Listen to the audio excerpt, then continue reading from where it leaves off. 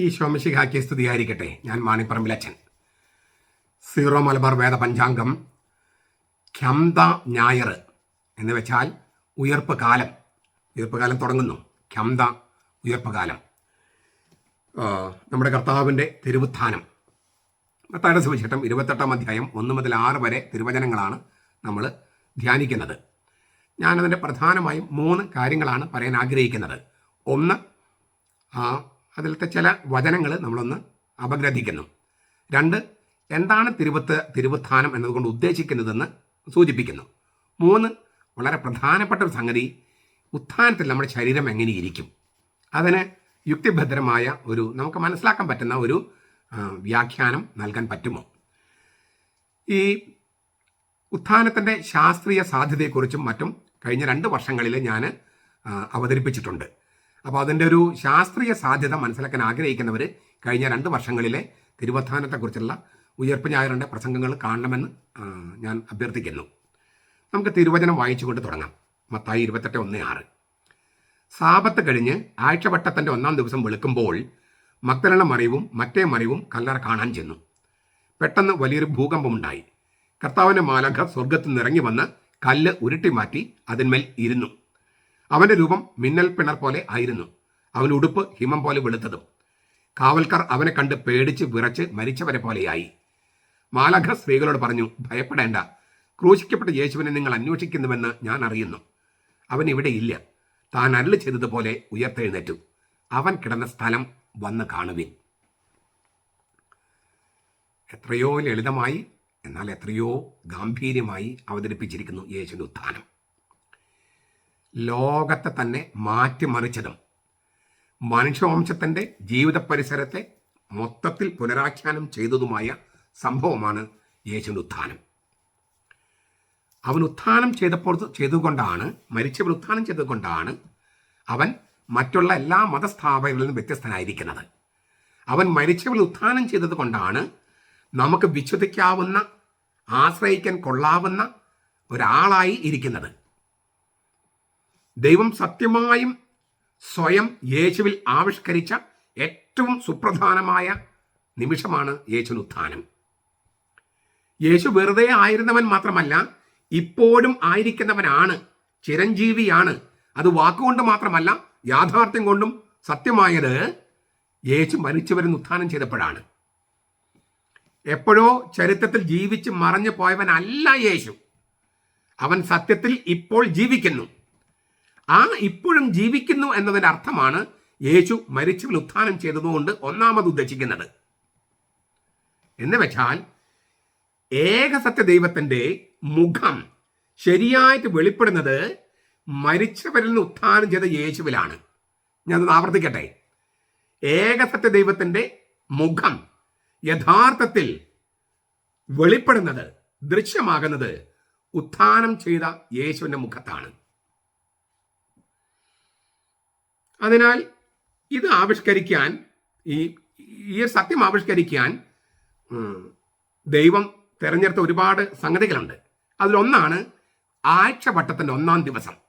ആഴ്ചവട്ടത്തിൻ്റെ 1-ാം ദിവസം, അതായത് യഹൂദരുടെ സാബത്ത് കഴിഞ്ഞ് വരുന്ന ദിവസം, നമ്മുടെ ഞായറാഴ്ച. ഞായറാഴ്ച എന്ന വാക്ക് അവിടെ ഉപയോഗിച്ചിട്ടില്ല.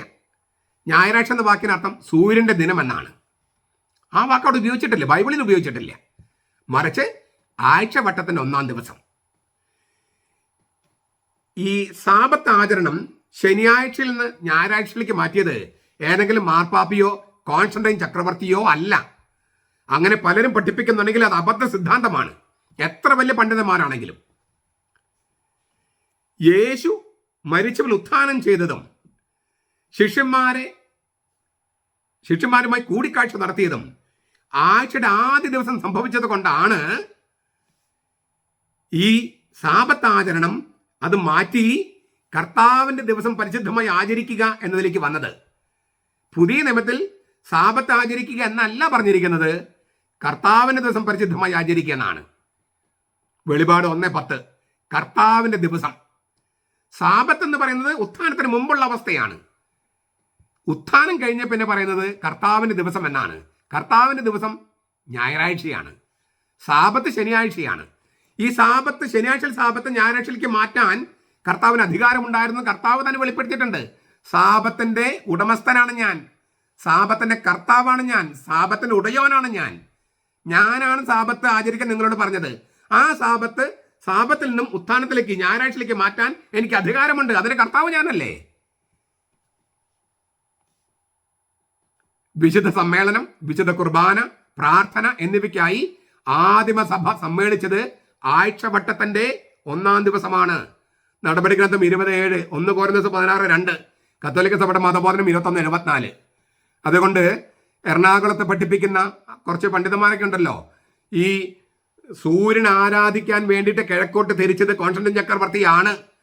അതുകൊണ്ടാണ് സൂര്യന്റെ ദിനം എന്ന അർത്ഥമുള്ള ഞായറാഴ്ചയിലേക്ക് കോൺസ്റ്റന്റൈൻ ചക്രവർത്തി സാബത്ത് ആചരണത്തെ മാറ്റി സ്ഥാപിച്ചുവെന്ന് പഠിപ്പിക്കുന്ന എറണാകുളത്തെ പണ്ഡിതന്മാരോടാണ് ഞാൻ പറയുന്നത്, നിങ്ങൾ ബൈബിളിലെ തിരുവചനങ്ങൾ വായിക്കൂ.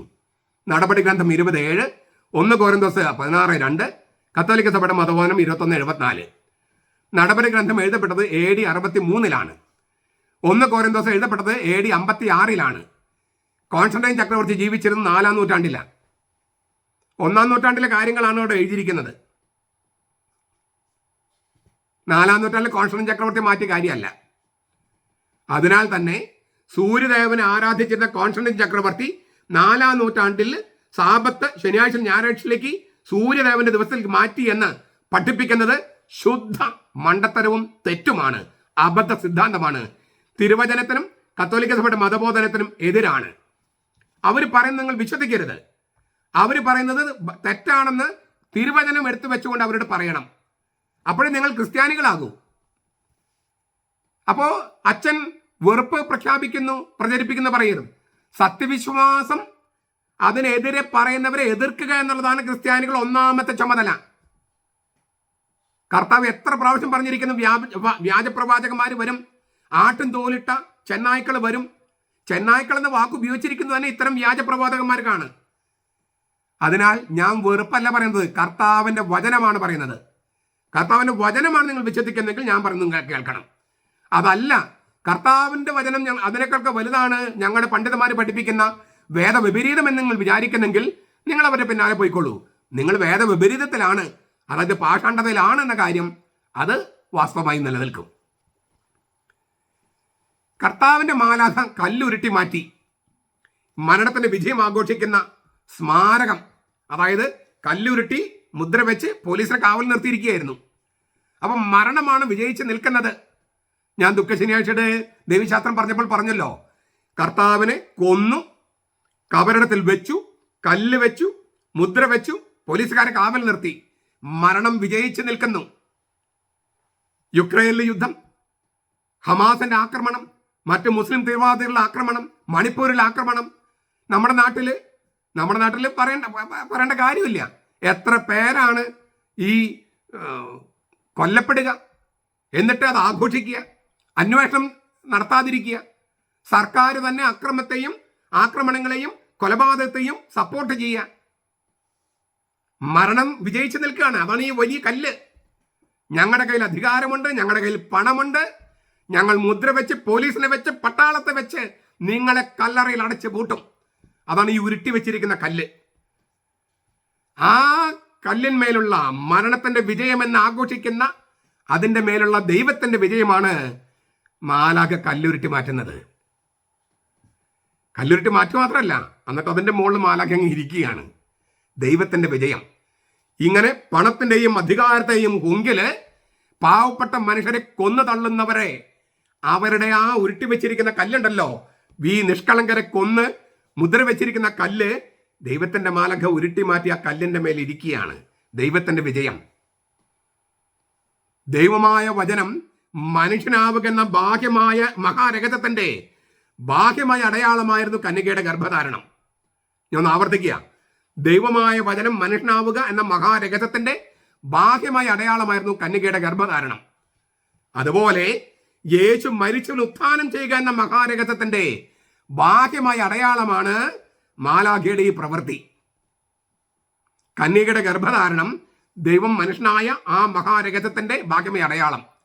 അതുപോലെ ഈ മാലാഖ കല്ലുരുട്ടി മാറ്റി ആ കല്ലിന്മേൽ ഇരിക്കുന്നത് ദൈവം മരിച്ചവരിൽ യേശുവിനെ ഉയർപ്പിച്ചു എന്ന മഹാരഹസ്യത്തിന്റെ ബാഹ്യമായ അടയാളമാണ്. ഇനി ആ മാലാഖ പറഞ്ഞ വാക്കുകൾ എന്താണ്? യേശു ഇവിടെ ഇല്ല. യേശുവിന്റെ ശവകുടീരം ഏതെന്ന് വ്യക്തമായും അറിയാമായിരുന്നു അവർക്ക്. ഇവിടെ സ്വാഭാവികമായി ചോദ്യം ഉയരാം, ആ ശവകുടീരത്തിൽ തുടർന്നും യേശു ഉണ്ടായിരുന്നുവോ? മാലാഖ പറഞ്ഞു ഇല്ല, അവൻ അവിടെ ഇല്ല. അതായത് ഉത്ഥാനം ചെയ്തതിനു ശേഷം കല്ലറ ശൂന്യമായിരുന്നു. അവൻ കല്ലറയിൽ തുടർന്നും കിടന്നുകൊണ്ട് തന്നെ യേശുവിന് ഉയർക്കാൻ സാധിക്കുമായിരുന്നോ? അങ്ങനെയുള്ളതായിരുന്നെങ്കിൽ ഏതു തരം ഉത്ഥാനമാണത്?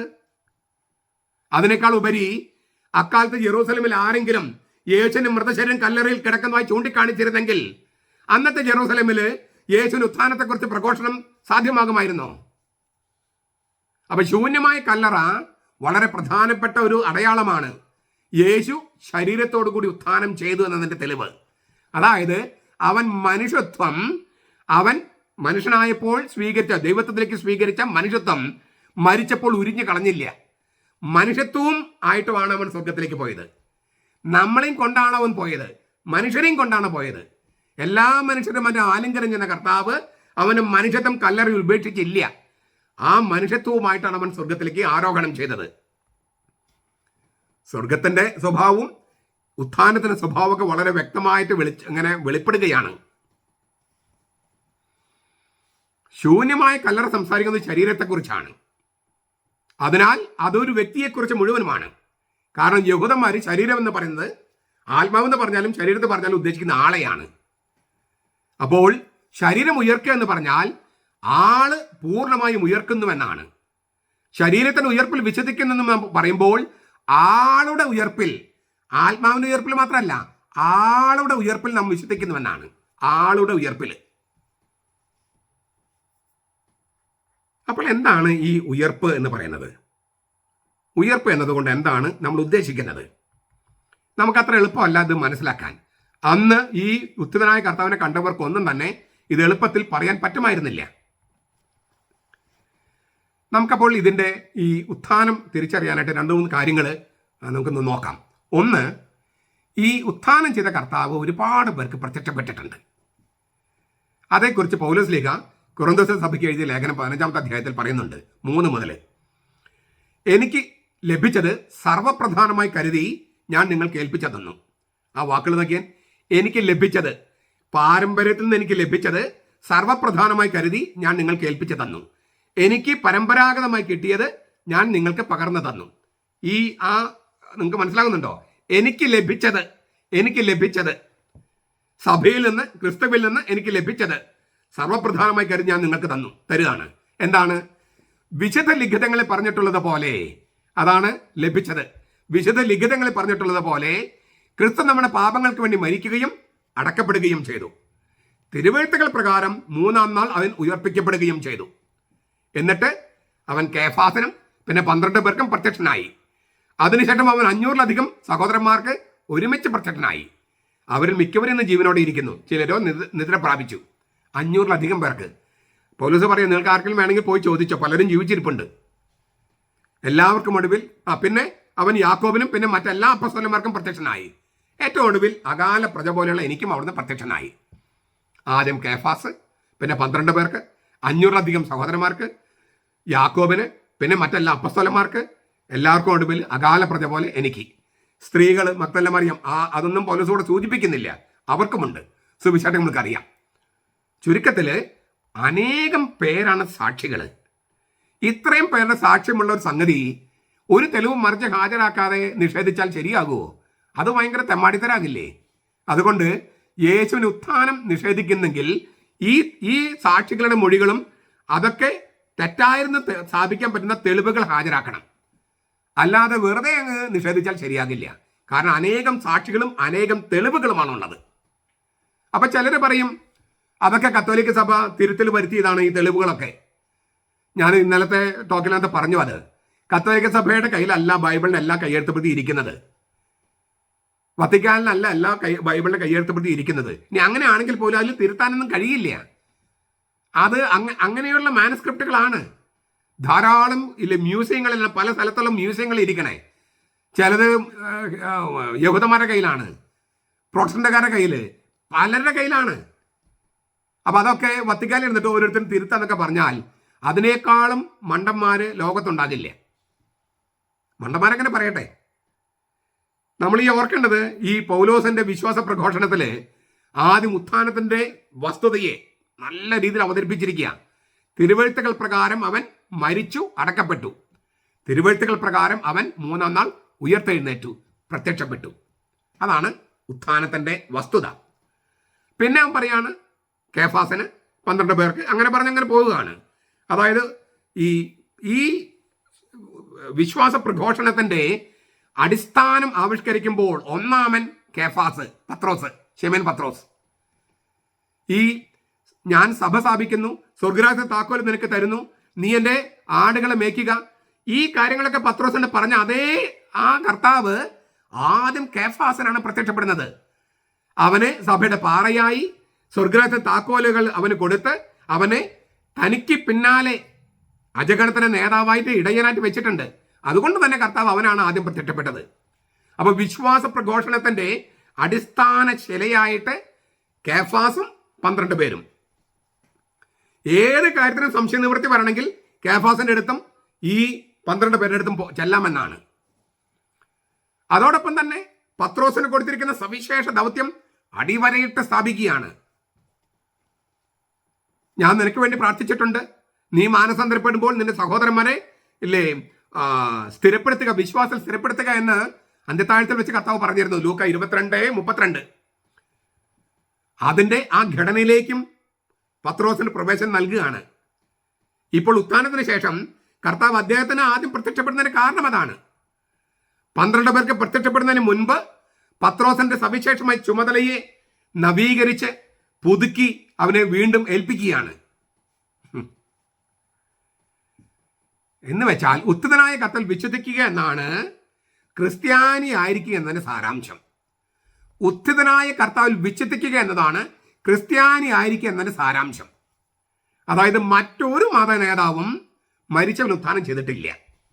അതുകൊണ്ട് എല്ലാ മതങ്ങളും ഒന്നാണ് എന്ന് പറയരുത്. എല്ലാ മതങ്ങളും ഒന്നല്ല. രണ്ടാമത്, ഉത്ഥിതനായ കർത്താവിൽ വിശ്വസിക്കുക എന്നതാണ് ക്രിസ്ത്യാനി ആയിരിക്കുക എന്നതിന്റെ സാരാംശമെങ്കിൽ ഈ പത്രോസിന്റെ സവിശേഷ സാക്ഷ്യ ദൗത്യം സഭ പണിയപ്പെടാനുള്ള പാറയായിരിക്കുക എന്ന ചുമതലയുടെ സ്ഥിരീകരണമാണ്. സഭ പണിയപ്പെട്ടിരിക്കുന്നത് പത്രോസ് എന്ന പാറയപ്പുറത്താണ്. അത് അംഗീകരിക്കുന്നതാണ് രണ്ടാമത്തെ കാര്യം. അതായത് ഉത്ഥിതനായ കർത്താവിൽ വിശ്വസിക്കുക എന്ന് പറഞ്ഞാൽ ആ ഉത്ഥിതനായ കർത്താവ് ഒന്നാമത് പ്രത്യക്ഷപ്പെട്ട കേഫാസിനാണ്. എന്തുകൊണ്ട് കേഫാസിൽ പ്രത്യക്ഷപ്പെടല് എടുത്തു പറഞ്ഞിരിക്കുന്നു? കാരണം നീ പാറയാണ്, ഈ പാറമേൽ ഞാൻ പള്ളി പണിയും, സ്വർഗ്ഗരാജ്യത്തെ താക്കോലുകൾ ഞാൻ നിനക്ക് തരുമെന്ന് പത്രോസിനോട് മാത്രമാണ് കർത്താവ് പറഞ്ഞിരിക്കുന്നത്. പത്രോസിനോട് മാത്രം. നീ എൻ്റെ ആട്ടിൻകുട്ടികളെ മേയ്ക്കുക എന്ന് പത്രോസിനോട് മാത്രമാണ് കർത്താവ് പറഞ്ഞത്. അതുകൊണ്ട് തന്നെ ഉത്ഥിതനായ കർത്താവ് ആദ്യം പ്രത്യക്ഷപ്പെടുന്നത് കേഫാസിനാണ്. അതിനാൽ ഈ സാക്ഷ്യം, അതായത് ഉത്ഥിതനായ കർത്താവ് ആദ്യം പ്രത്യക്ഷപ്പെട്ടത് കേഫാസിനാണ് എന്ന സാക്ഷ്യം അംഗീകരിക്കണം എന്നുള്ളതാണ്. അതിനർത്ഥം അവനാണ് സഭയുടെ പാറ എന്നും അവന്റെ കയ്യിലാണ് സ്വർഗ്ഗരാജ്യത്തെ താക്കോലുകളെന്നും അവനാണ് മുഖ്യ ഇടയനെന്നുമാണ്. അവനെന്ന് പറഞ്ഞാൽ അവൻ മരിച്ചു പോകുന്നവരോട് തീരാനല്ലല്ലോ, ലോകാവസാനം വരെ നിലനിൽക്കണം. അതാണ് ഈ പത്രോസിന്റെ പിൻഗാമികളെന്നും നമ്മൾ പറയുന്ന മാർപ്പാപ്പന്മാര്.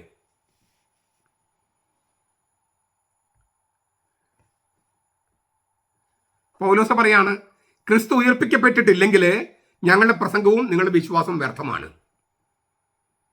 ക്രൈസ്തവ സന്ദേശത്തിന് പൊതുവായി എന്താണ് ശരീരത്തിന്റെ ഉയർപ്പ്, യേശുവിന്റെ ഉയർപ്പ് എന്ന് കൃത്യമായിട്ട് പൗലോസ് പഠിപ്പിക്കുക. ക്രിസ്തു ധർമ്മത്തിന്റെ അടിസ്ഥാന ശിലയാണ് യേശുവിന്റെ ഉത്ഥാനം. അതിനെ നിരാകരിച്ചാൽ ക്രിസ്തീയ വിശ്വാസത്തിന്റെ വേരുകൾ തന്നെ അറുത്ത് മുറിച്ച് കളയുന്നതിന് തുല്യമായിരിക്കും. മരിച്ചവരിൽ നിന്ന് യേശു ഉയർത്തു എന്ന നേർസാക്ഷ്യത്തിന്റെ സത്യത്തോടൊപ്പമാണ്, അതിന്റെ സത്യാവസ്ഥയെ ആശ്രയിച്ചാണ് ക്രിസ്തീയ വിശ്വാസത്തിന്റെ നിലനിൽപ്പോ പതനമോ. ലോകത്തെ മാറ്റിമറിച്ചതും മനുഷ്യവംശത്തിന്റെ ജീവിത പരിസരത്തെ പുനരാഖ്യാനം ചെയ്തതുമായ സംഭവമാണ് ഉത്ഥാനം. അതിനാൽ ഞാൻ മുമ്പ് പറഞ്ഞൊരു കാര്യം പറയാണ്, യേശു ആയിരുന്നവൻ മാത്രമാണോ അത് ഇപ്പോഴും ആയിരിക്കുന്നവനാണോ? ചരിത്രത്തിൽ ജീവിച്ച് മറഞ്ഞു പോയവനാണോ അതോ ഇപ്പോഴും ജീവിക്കുന്നവനാണോ? ഇപ്പോഴും ജീവിക്കുന്നവനാണെങ്കിൽ അവന്റെ വാക്കുകൾക്ക് ഇന്ന് ജീവനുണ്ടോ? അവന്റെ വാക്കുകൾക്ക് ജീവൻ ഉണ്ടെങ്കിൽ ആ വാക്കുകൾ ജീവൻ വയ്ക്കുന്ന നിമിഷത്തിലേക്ക് നമ്മൾ പ്രവേശിക്കുന്നുണ്ടോ? അങ്ങനെ ജീവൻ വയ്ക്കുന്ന നിമിഷത്തെയാണ് ഞാൻ കൂദാശ എന്ന് വിളിക്കുക. വചനത്തിന് ജീവൻ വയ്ക്കുന്ന നിമിഷമാണ് കൂദാശ. അപ്പോൾ വീണ്ടും നമുക്ക് ചോദിക്കാം, എന്താണ് യഥാർത്ഥത്തിൽ സംഭവിച്ചത് ഉത്ഥാനത്തിൽ? ഉത്ഥിതനായ കർത്താവിനെ കണ്ടുമുട്ടിയ സാക്ഷികൾക്കൊന്നും തന്നെ ഇതിന് ഉത്തരം നൽകാൻ എളുപ്പമല്ലായിരുന്നു. തീർത്തും പുതിയതായ ഒരു മുൻമാതൃകയില്ലാത്ത ഒരു യാഥാർത്ഥ്യത്തെയാണ് അവർ കണ്ടുമുട്ടിയത്. അവരുടെ സ്വാഭാവിക അനുഭവജ്ഞാനത്തിന്റെ അതിരുകൾ ഭേദിച്ചു പോയ ഒന്നായിരുന്നു അത്. തങ്ങളെ തന്നെ ഞെട്ടിച്ച, സ്തബ്ധരാക്കിയ ആ സംഭവത്തിന്റെ യാഥാർത്ഥ്യം അവരെ അതിന് സാക്ഷ്യം വഹിക്കാൻ ഉള്ളിൽ നിന്ന് പ്രേരിപ്പിച്ചെങ്കിലും തങ്ങൾ മുമ്പ് അറിഞ്ഞിട്ടുള്ള എല്ലാ സംഘങ്ങളും തീർത്തും വ്യത്യസ്തമായിരുന്നതിനാൽ അവർക്ക് അതെങ്ങനെ പ്രകടിപ്പിക്കണമെന്ന് വലിയ നിശ്ചയമുണ്ടായില്ല.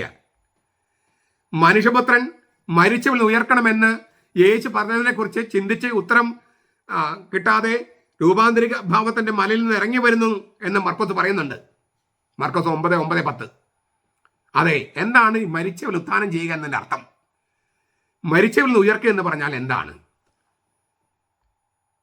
ശിഷ്യന്മാർക്ക് അത് അത്ര തുടക്കത്തിൽ മനസ്സിലായില്ല. ആ യാഥാർത്ഥ്യത്തെ നേരിട്ട് അനുഭവിക്കുന്നത് വരെ അവർക്കത് കണ്ടെത്താൻ കഴിഞ്ഞുമില്ല. അതിനാൽ മരിച്ചവരുടെ ഉത്ഥാനം എന്താണെന്ന് ഞാൻ ഇപ്പൊ കാണിച്ചു തരാം എന്ന് ആരെങ്കിലും പറഞ്ഞു വന്നാൽ അവർക്ക് അതിന്റെ അർത്ഥം അറിയില്ല എന്ന് തന്നെ മനസ്സിലാക്കണം. യേശു കുഴിമാടത്തു നിന്ന് ഈഹ ലോകത്തിലേക്ക് തിരിച്ചു വന്നതല്ല. ഒരു മനുഷ്യന്റെ മരിച്ചൊരു മനുഷ്യന്റെ പുനരുജ്ജീവനം, അതല്ല ഉത്ഥാനം. അങ്ങനെയൊക്കെ സംഭവിച്ചാൽ അത് എത്രയോ സ്ഥലത്ത് സംഭവിച്ചിരിക്കുന്നു. കർത്താവ് തന്നെ 3 പേരെ അങ്ങനെ ചെയ്തിട്ടുണ്ട്. ലാസറിനെ, യായിറസിന്റെ മകളെ, പിന്നെ നായനിലെ വിധവയുടെ മകൻ. അവരൊക്കെ ഇഹലോകത്തിലേക്ക് തിരിച്ചു വരികയായിരുന്നു. പിന്നീട് ഡെഫിനറ്റായിട്ട് മരിച്ചുപോയി. അങ്ങനെയുള്ള മരിച്ച ഒരാൾ ഇഹലോകത്തിലേക്ക് വന്നതല്ല യേശുവിന്റെ ഉത്ഥാനം. അങ്ങനെയായാൽ മരിച്ച ഒരാളുടെ ഒരു പുനരുജ്ജീവനം എന്നല്ലാതെ അത് വൈദ്യശാസ്ത്രപരമായി വ്യാഖ്യാനിക്കാൻ പറ്റാത്ത ഒരു വിസ്മയം എന്നല്ലാതെ അതിൽ കൂടുതലൊന്നും ഉണ്ടാകില്ല. യേശുവിന്റെ ഉത്ഥാനം ആവർത്തിക്കുകയാണ്, ഒരു ശവത്തിന്റെ പുനരുജ്ജീവനമല്ല. അങ്ങനെ ആയിരുന്നെങ്കിൽ നമുക്കത് പരിഗണനാ വിഷയമേ അല്ല. കാരണം വൈദ്യശാസ്ത്രപരമായി മരിച്ചുവെന്ന് വിധി എഴുതപ്പെട്ട ഒരാള് ബിഷപ്പുമാരുടെ സഹായത്താലോ അല്ലാതെയോ ജീവിതത്തിലേക്ക് തിരിച്ചു വരുന്നു. അതിൽ കവിഞ്ഞൊന്നും ഇല്ല. മാത്രമല്ല, അങ്ങനെ സംഭവിച്ചാൽ ലോകത്തിനോ നമ്മുടെ മനുഷ്യ അവസ്ഥയ്ക്കോ അതൊരു മാറ്റം വരുത്തില്ല. അതിനാൽ ഞാൻ ആവർത്തിക്കുന്നു, നായനിലെ വിധവയുടെ മകൻ, യായിറോസിന്റെ മകൾ, ലാസർ, അവരുടെ പുനരുജ്ജീവനങ്ങളെന്ന് വളരെ അതുപോലത്തെ ഒരു പുനരുജ്ജീവനമല്ല യേശുവിന്റെ ഉത്ഥാനം. പട്ടടയിൽ നിന്ന് ഈ ഇഹലോകത്തിലേക്ക് തിരിച്ചു വന്ന് പിന്നെ മരിച്ചുപോയി, അങ്ങനെയല്ല യേശു. മനുഷ്യപുത്രന്റെ ഉത്ഥാനം സംഭവിച്ചത് തീർത്തും വ്യത്യസ്തമായ ഒരു സംഗതിയാണ്. അതാണ് പുതിയ നിയമത്തിലെ സാക്ഷ്യങ്ങൾ മുഴുവൻ പറയുന്നത്. എന്താണത്? പൂർണ്ണമായും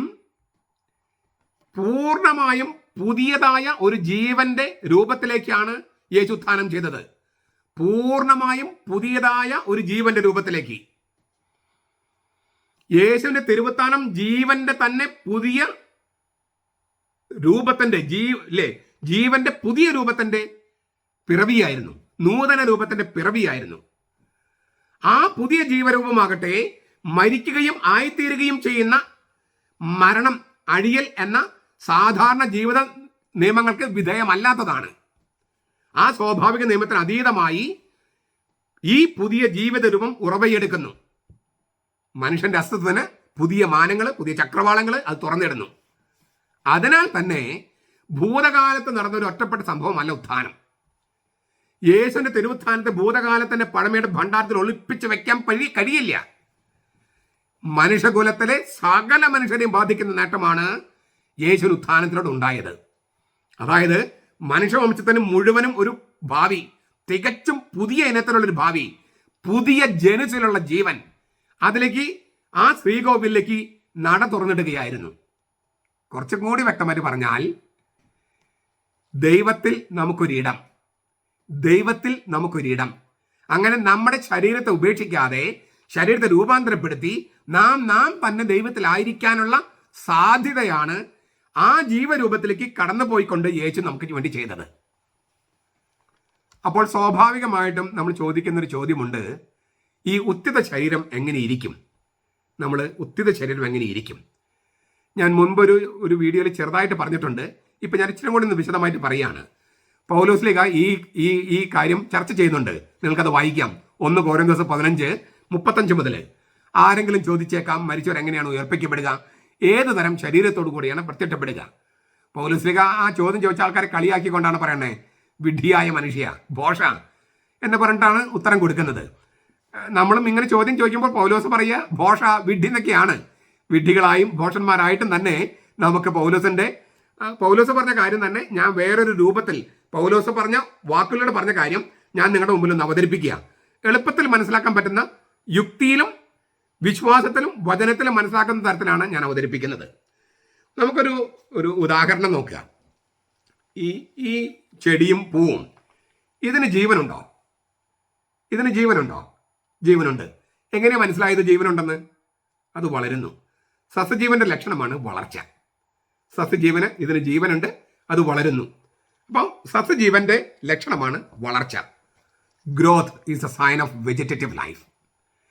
നമുക്ക് ജീവന്റെ അടുത്ത രൂപം എടുക്കുക, മൃഗജീവൻ. പട്ടിയോ പൂച്ചയോ ആനയോ എന്തുമാകട്ടെ, പശുവോ, അവയ്ക്കെല്ലാം സസ്യജീവനുണ്ട്, അവ വളരുന്നു.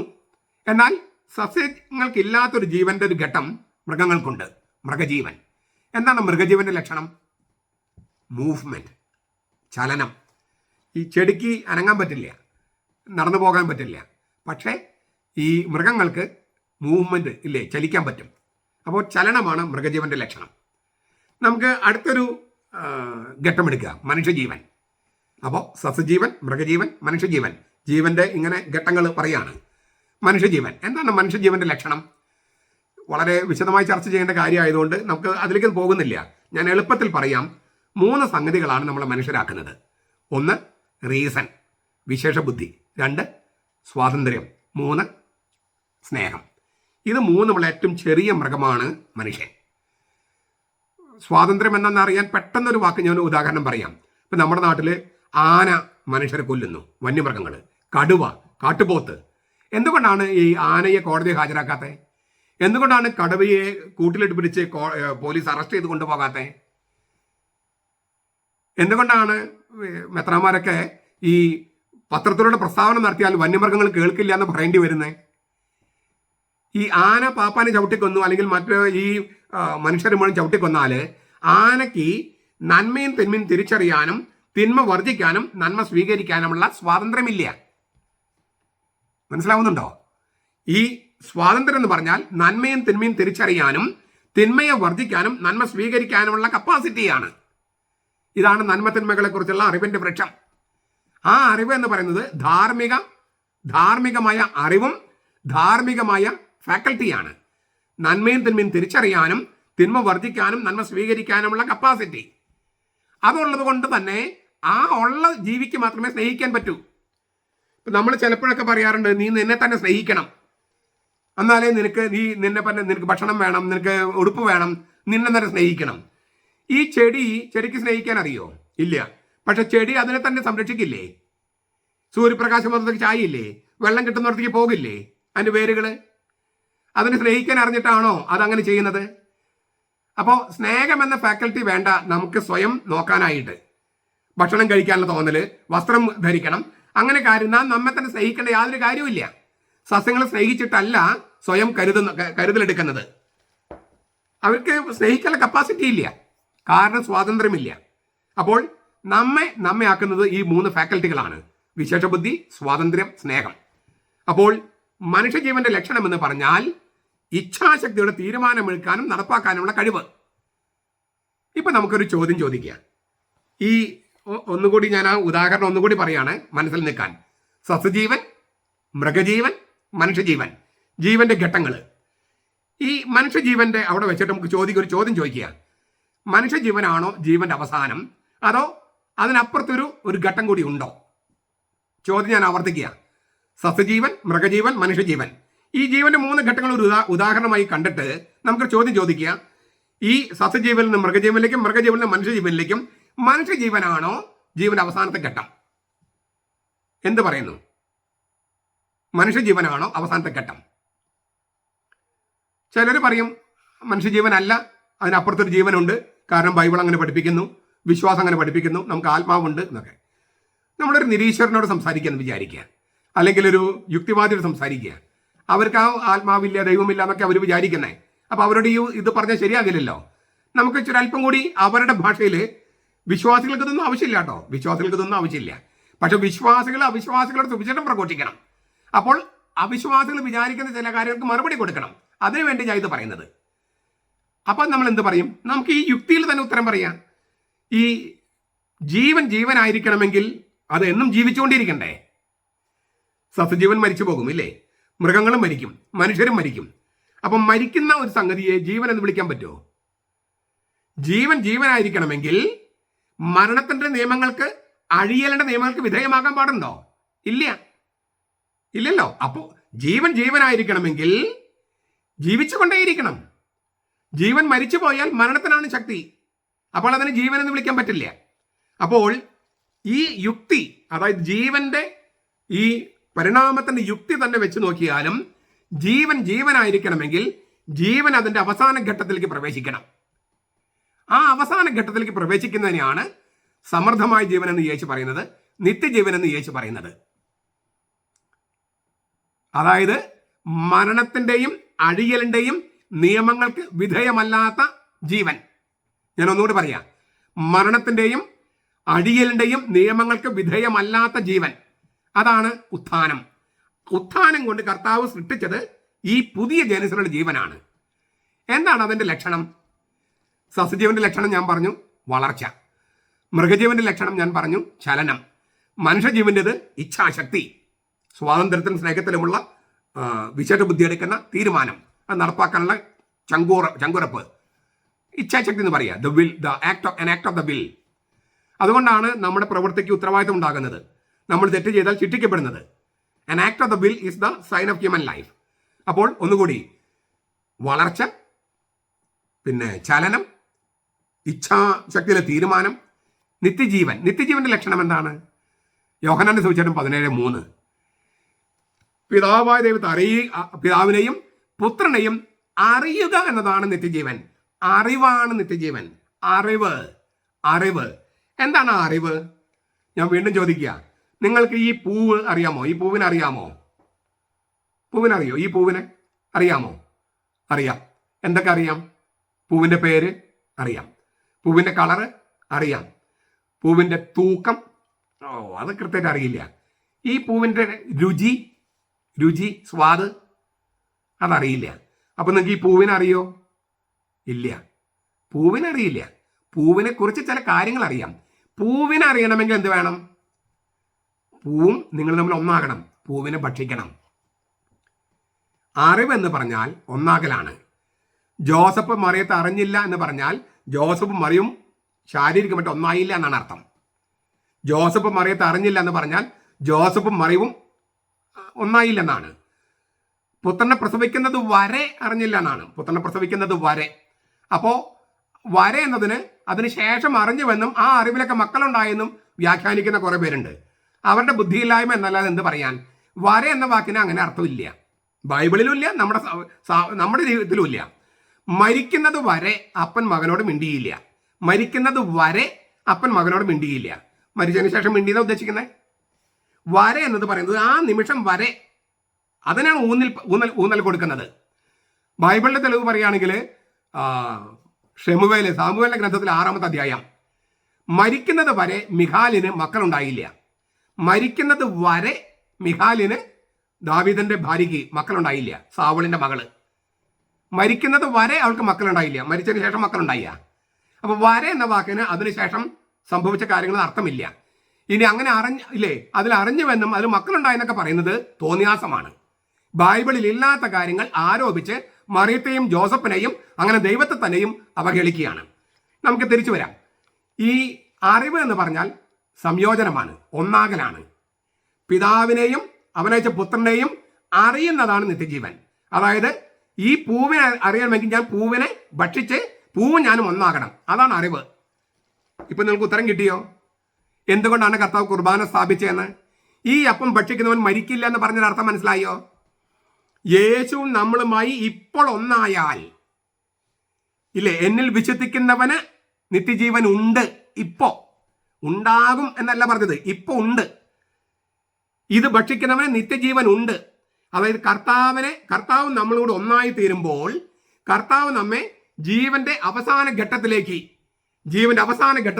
കൈപിടിച്ച് ഉയർത്തുകയാണ്. ആ ജീവനെ നശിപ്പിക്കാൻ, ചിതറിക്കാൻ ശാരീരിക മരണത്തിന് കഴിയില്ല. കാരണം ഈ മരണത്തിൽ നിന്ന് ജീവന്റെ അവസാന ഘട്ടത്തിലേക്ക് ചുവട് വെച്ച ഏക വ്യക്തിയാണ് യേശുക്രിസ്തു. അതിനാൽ ക്രിസ്ത്യാനി ആയിരിക്കുക എന്ന് പറഞ്ഞാൽ മരിച്ചവൻ ഉത്ഥാനം ചെയ്ത ക്രിസ്തുവിൽ വിശ്വസിക്കുക എന്ന് മാത്രമല്ല, അവനുമായി ഒന്നാകുന്നവനെന്നാണ്. അത് മൂർത്തമായ രൂപത്തിൽ ഒന്നാകുന്നത് വിശുദ്ധ കുർബാനയിലും മറ്റു കൂദാശകളിലുമാണ്. അതുകൊണ്ട് തന്നെയാണ് ഈ നിത്യജീവൻ എന്ന് പറയുന്ന അറിവാണെന്നും, അറിവെന്ന് പറഞ്ഞാൽ സംയോജനമാണെന്നും, ആ സംയോജനം ഇപ്പോഴേ നടന്നാലേ ശാരീരിക മരണത്തിനപ്പുറത്തുള്ള ആ ജീവനിലേക്ക് നമുക്ക് പ്രവേശിക്കാൻ കഴിയൂ എന്നും പറയുന്നത്. ഇപ്പോൾ യേശുവിന്റെ ഉത്ഥാനം നമ്മിലേക്ക് കൊണ്ടുവരുന്ന ആ ഉത്തരവാദിത്തങ്ങളും യാഥാർത്ഥ്യങ്ങളും എത്ര വലുതാണെന്ന് തിരിച്ചറിയുന്നുണ്ടോ? അതിനാൽ ഈ തിരുവുത്ഥാനം പ്രഘോഷിക്കണം. നമ്മൾ മറ്റുള്ളവരോട് പറയണം. എല്ലാ മതങ്ങളും ഒന്നാണെന്ന് പറയുമ്പോൾ നിങ്ങൾ പറയണം, അല്ല, ഞങ്ങളുടെ യേശുക്രിസ്തു മരിച്ചവൻ ഉത്ഥാനം ചെയ്തവനാ. നിങ്ങളുടെ ആരെങ്കിലും അങ്ങനെ ഉണ്ടായിട്ടുണ്ടോ? അപ്പൊ നിങ്ങളുടെ മതവും ഞങ്ങളുടെ മതം ഒന്നാണെന്ന് പറഞ്ഞാൽ ശരിയാകുമോ? ഞങ്ങൾ ദൈവമായിട്ട് ഒന്നാകുന്നു. ഞങ്ങൾ ഇപ്പോഴേ നിത്യജീവനിലേക്ക് പ്രവേശിക്കുന്നു. നിങ്ങൾക്ക് അങ്ങനെ സംവിധാനമുണ്ടോ?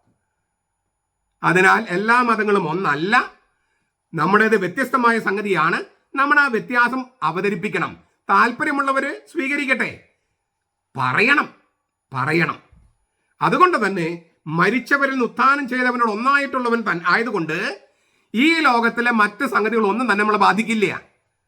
വാസ്തു, പിന്നെ ചൊവ്വാദോഷം, ശനിദശ, പിന്നെന്തൊക്കെയാണ് ഈ വക പരിപാടികളൊന്നും തന്നെ നമ്മൾ ഏശില്ല. കാരണം എന്താ? ദൈവവും നമ്മളുമായിട്ടാണ് എല്ലാ ദിവസവും ഒന്നാകുന്നത്. വിശുദ്ധ കുർബാനയിലെ ജീവിക്കുന്ന സക്രാരിയാണ് നമ്മൾ. കർത്താവിന് വഹിക്കുന്നവരാണ് നമ്മൾ. മറിയം ഗർഭത്തിൽ കർത്താവിന് വഹിച്ചതുപോലെ നമ്മൾ നമ്മുടെ ശരീരത്തെ കർത്താവിന് വഹിക്കുന്നു. ആ കർത്താവിന് വെല്ലുവിളിക്കാൻ പറ്റുന്ന ഏത് ശക്തിയുണ്ട് ലോകത്ത്? അതിനാൽ നമ്മൾ എന്താണെന്ന് തിരിച്ചറിയേണ്ട ദിവസം കൂടിയാണ് തിരുവുത്ഥാന ദിവസം. അങ്ങനെ ആകട്ടെ. കർത്താവ് അനുഗ്രഹിക്കട്ടെ.